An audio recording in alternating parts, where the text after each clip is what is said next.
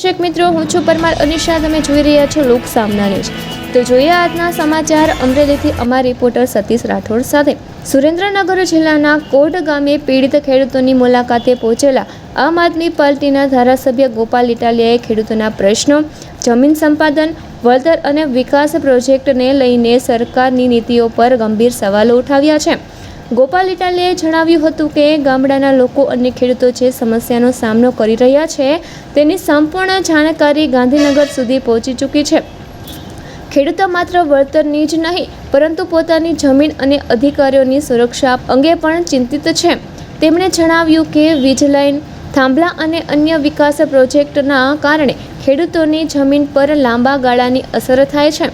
માત્ર વળતર ચૂકવી દેવાથી પ્રશ્નોના ઉકેલ આવતો નથી, પરંતુ ખેડૂતોના હિતો અને અધિકારીઓનું રક્ષણ પણ એટલું જ જરૂરી છે. આમ આદમી પાર્ટીના ધારાસભ્યએ વધુમાં કહ્યું કે સામાન્ય નાગરિકો માટે અનેક નિયમો અને મંજૂરીઓ ફરજિયાત છે, ત્યારે ખેડૂતોના પ્રશ્નોમાં પણ સન્માન, ન્યાય અને સંવેદનશીલતા અપનાવવાની જરૂર છે. ખેડૂતોની ચિંતાઓને ગંભીરતાથી સાંભળીને નીતિઓમાં જરૂરી ફેરફાર કરવા તેમણે સરકારને અપીલ કરી હતી. ચાલો સાંભળીએ આમ આદમી પાર્ટીના ધારાસભ્ય ગોપાલ ઇટાલિયાની ખાસ પ્રતિક્રિયા. ચૂડા તાલુકા હોય કે અન્ય ખેડૂતોને બધાને સ્પર્શવાનો છે, એટલે આજે આપણા વચ્ચે માન્ય વિસાવદર ધારાસભ્ય શ્રી અને અમારા સૌના મોભી આમ આદમી પાર્ટીના શીર્ષ નેતૃત્વ એવા માન્ય ગોપાલભાઈ ઇટાલિયાને હું વિક્રમ દવે આપણા ઝાલાવાડમાં ખૂબ ખૂબ સ્વાગત કરું છું. મિત્રો, બે વાત મહત્વની કે મુદ્દો છે એ ખેડૂતનો છે. ખેડૂતની કોઈ જાતિ નથી, કોઈ જ્ઞાતિ નથી અને ખેડૂતની કોઈ પાર્ટી નથી. ખેડૂત એટલે ખેડૂત. આપણે સૌએ ભેગા થઈને આ કાર્ય કરવાનું છે. ત્યારે આપણા વચ્ચે ખેડૂતના દીકરા થઈ અને વિસાવદર ધારાસભ્ય શ્રી પધાર્યા છે. અને મુખ્ય વાત એ છે કે આપણે દર વખતે ખૂબ મોટા પાયે વર્ષોથી જે આપણા ચૂંટાયેલા પ્રતિનિધિને મત આપી અને આગળ મોકલી છે, ત્યારે મારે આજે આ એ પ્રશ્ન પૂછવો છે કે આ ચૂંટાયેલા પ્રતિનિધિ દર વર્ષે મત લઈ જાય છે, 5 વર્ષે દેખાય છે અને ચૂંટણી પતે પછી આવા કાર્ય ચાલુ કરે છે. તો બનાવે કે આ ખેડૂતને અન્યાય થઈ રહ્યો છે. ખરું કે ખોટું? કોઈનામાં હિંમત નથી રહી અને કોઈનું ઉપજતું પણ નથી. ત્યારે ઉપજવા વાળા અહીંયા પધારી ચૂક્યા છે આપણા વચ્ચે. ત્યારે એમના ને આપના વચ્ચે મારે વધારે વાત નથી કરવી, પણ ખૂબ સાદગી વાળા અમારા નેતા તમને કહેશે પણ નહીં કે કેવડું મોટું કાર્ય કર્યું છે.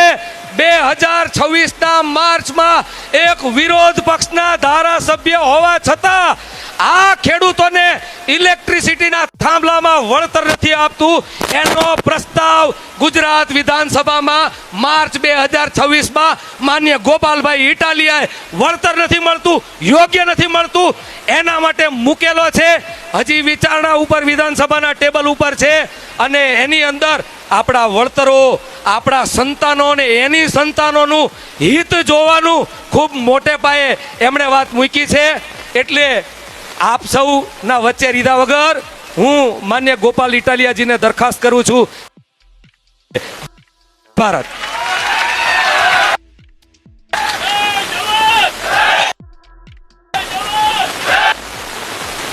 ચાલો આનો ઓલો ઇકો ઓછો કરી નાખજો જરા. હા, આજે આ કોંઢ ગામમાં અને આજુબાજુના ગામમાંથી, આજુબાજુના તાલુકાઓમાંથી દૂર યુવા દોસ્તો, વડીલને મારા પ્રણામ, બધાને મારા. કોંઢ ગામના અને આજુબાજુ વગર એ બધાને સેલ્યુટ કરું છું કે તમે. અને આ વિશેષ મારે નમન કર કે ગામ એક તો એવડું મોટું ગામ છે. તુલસીની ગાડીમાં હું બેઠો અને કીધું કે 2 માંથી બીજા 4, ખૂબ આટલું મોટું ગામ છે, પણ ગામ આખું એકજૂટ છે. ગામમાં આટલો બધો હંપ છે કે જ્યારે ગામનો વિષય આવ્યો ને આવડું આખું ગામ ભેગું થઈ ગયું તો એ હંપ બદલે તે હું તો કહું ભગવાન આપણને બહુ શક્તિ આપે, સારી બાબત કહેવાય. અને બહુ મૂળ મુદ્દાથી આપણે વાત કરીએ કે આ થાંભલો આવ્યો, વળતરનો પ્રશ્ન, આ તે, એ તો બધા પ્રશ્ન બીજા નંબરના છે.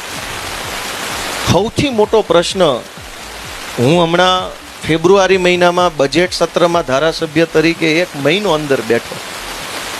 અલગ અલગ નેતાઓ મને મળ્યા, 2-4 ટર્મથી ચૂંટાતા હોય, સાંસદ રહી ગયા હોય, મંત્રી રહી ગયા હોય, પાછા ચાલુ ચૂંટાણા હોય, અધિકારીઓ, બધાને મળ્યો અને સતત મળતો રહેતો હોઉં છું. સરકારી કામથી આઈએએસની ચેમ્બરમાં જાઉં, સેક્રેટરીને મળું, ચીફ સેક્રેટરીને મળું, એડિશનલ સેક્રેટરીને મળું, આને મળું, તેને મળું, મળતા રહેતા હોય. વાતોમાંથી વાતો થાય. સૌથી મોટો મુદ્દો એ છે કે ગાંધીનગરમાં બેઠેલા મોટા મોટા સાહેબો અને એ સાહેબોના સાહેબો એ બધાને ખબર પડી ગઈ છે એમાં માણા બધું વેર વિખેર થઈ ગયેલું. એક જણાને ટેકો નહીં આપે. આખા ગાંધીનગરમાં બધી વાતો થી આ વાત કે કોંઢ ગામમાં 34 ખેડૂતોને ખેતરમાં થાંભલો આવશે તો બાકી એ જ્ઞાતિ કે એ તો એ બરાબર જ. આપણા બધાયનો ગામડામાં રહેતા તમામ લોકોનો, બધી જ્ઞાતિ તમામ લોકોનો સૌથી પહેલો ઉપરવાળા આપણને કઈ માલ પાક્યો હોય વેચવા જાવ તો ભાવનો, દવાખાનાનો, નિશાળનો, બસનો 500 મુદ્દાઓ છે. પણ ગાંધીનગર બેઠેલા જે કાંઈ સાહેબો ખબર પડી ગઈ છે કોઈ એક નહીં થાય, બધા લઈને મથ્યા કરશે. જેના ખેતરમાં થાંભલો આવશે એટલા માણસો તે દુઃખ વ્યક્ત કરશે, બાકીના ભેગા નહીં. ખેડૂતના દીકરા તરીકે, ગામડાના છોકરા તરીકે, તમારા બધાના દીકરા તરીકે એક વિનંતી છે કે આપણે આ જો જે કાંઈ મુશ્કેલી આવી છે એમાંથી સૌથી પહેલો સંદેશ તો એ જ આવવો જોઈએ કે બધા એક છે, બધી નાતના માણસો એક છે, કે એકને જરૂર પડશે તો લાખ આવશે. અને હું પોતે ક્યાંય કોઈ પાર્ટી વાળો થઈને આવ્યો નથી. હું તો આ ખેડૂતના દીકરા તરીકે, ગામડાના માણા તરીકે આવ્યો. પાર્ટીના નેતા તરીકે આવવાનું હોય તો કોઈ એનો મતલબ જ વધતો નથી, એનો કોઈ અર્થ જ નથી. કેમ કે કાલ નોય હોઈએ પણ માવતરનો નાશ ન થાય, આપણા ખેડૂત વર્ગનો નાશ ન થાય. એ હંમેશા રહેવાનું. એટલે જે હંમેશા છે એનું બનીને રહેવું પડે આપણે. એટલે હું તમારા નાના દીકરો ઝોનમાં નાખી દીધી. હવે એમાં તમારે હળ આંક હોય તો વન વિભાગની પરમિશન, લાઇટનું કનેક્શન લેવું. તો ફરી મળીશું એક નવા સમાચાર સાથે. ત્યાં સુધી જોતા રહો લોક સામના ન્યૂઝ.